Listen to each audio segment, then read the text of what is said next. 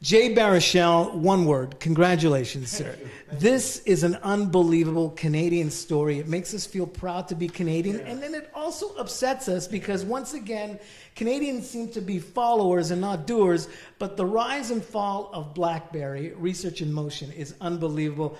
Your character, Mike Lazaridis, first of all, talk about an amazing brain this person had. I mean, he had a knack for fixing things, but he was socially awkward, wasn't he, when it came to business meetings? Yeah, at least in our sort of narrative, yeah, he basically lives to create tech and to talk about creating tech. And he has some very big ideas about that.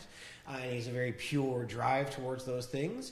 But that means that he's often utterly useless in any other kind of setting. And a large part of this story is sort of him as a representation of good faith Canadian entrepreneurship and innovation.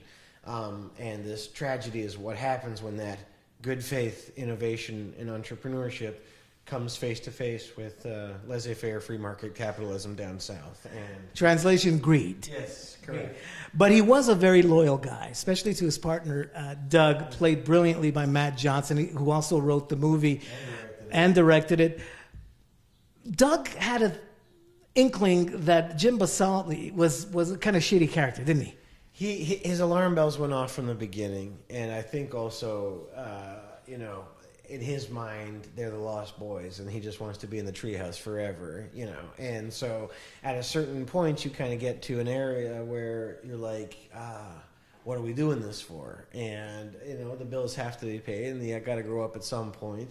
And finding a way to navigate that without losing what makes you interesting and in the begin with that's the hard thing. But yeah, Doug calls it as soon as he sees him.